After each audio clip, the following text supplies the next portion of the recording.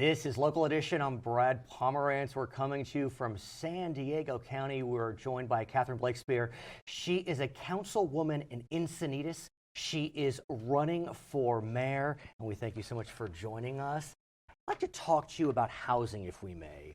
Encinitas is a beautiful coastal community, and as you know, there is a real dearth of housing on the coast and throughout California. I want to get a sense from you, how severe is the housing crisis in your community and environment? Well, thank you very much for having me here today. Housing is a really important issue for local governments. I think that it's probably the most controversial thing that we make decisions about is land use in the city.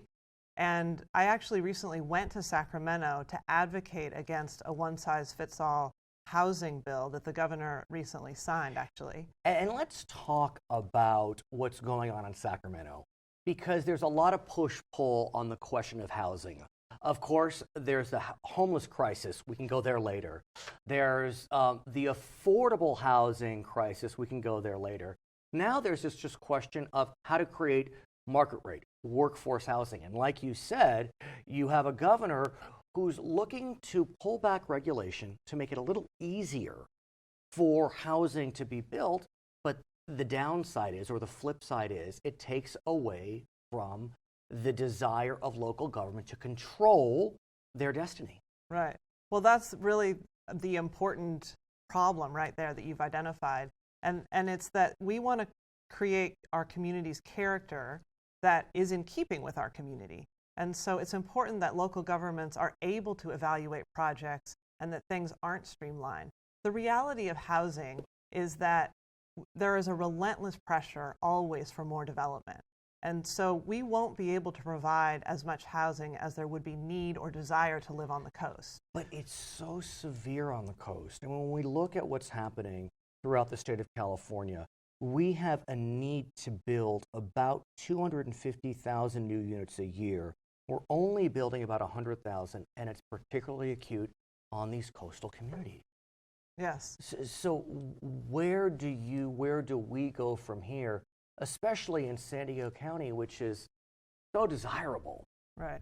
Well, I think it's important that we build homes around jobs. So Encinitas is essentially a bedroom community. So most people who work full-time work outside the city of Encinitas. Right. So when you start adding a lot of density to the city, it does create more traffic on our freeways, as well as traffic and congestion getting around.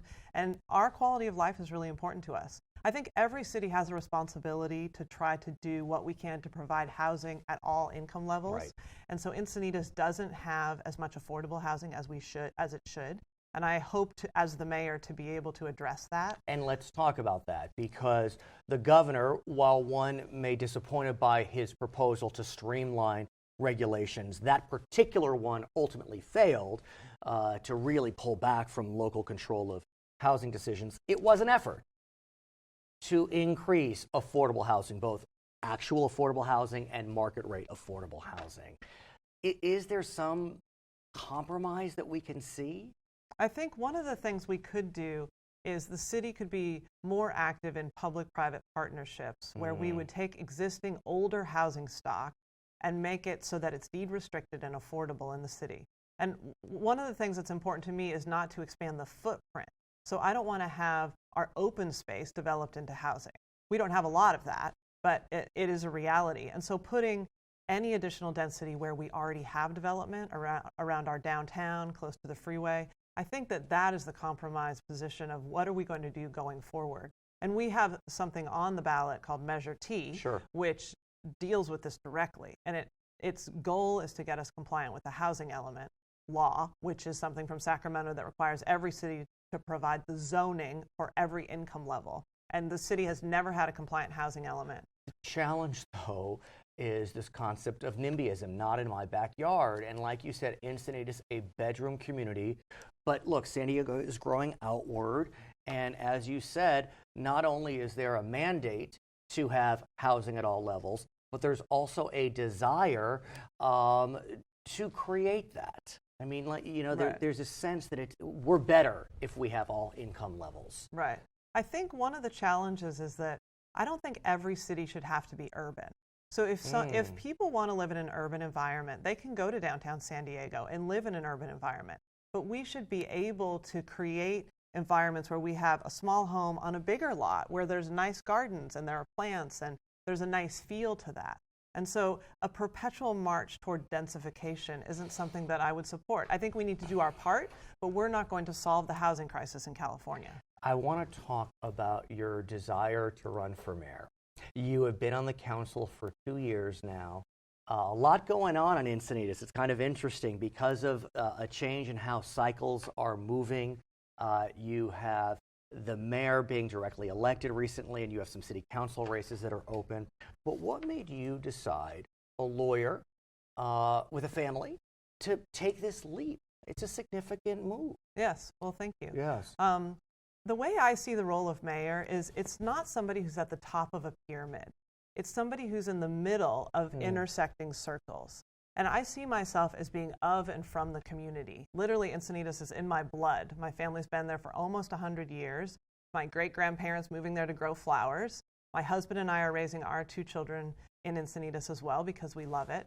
And I look forward and say, what will this be like for my children and my grandchildren in 10 years and 20 years and longer? And I think that perspective is something that's really essential for a mayor, to be from and of the community. I want to talk about your great-grandfather, if I may. Like you said, he came to the community almost 100 years ago. What would he say if he knew that his great-granddaughter was on the council and could be the next mayor of his adopted city? Well, I think my grandfather, Milton Smith, he ran for city council at some point. He didn't make it, I've seen a 1950s bumper sticker or a little flyer or something in our memorabilia in my family. I think he'd be very proud. I think we all want meaningful work, and we want our kids and grandchildren to have meaningful work. And I work as an attorney, and this to me feels like the most meaningful thing I could be doing with my time.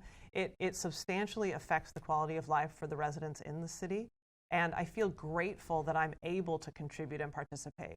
I think the 2 years of sound decision making that I've made as a member of the city council gives an insight into how I would be as mayor. And it's very collaborative, listening, being a hard worker who considers all angles. And I think that those are the skills that we want in our mayor. The challenge for those that serve in, we'll call it mid-sized cities like yours, you're not elected to a full-time position.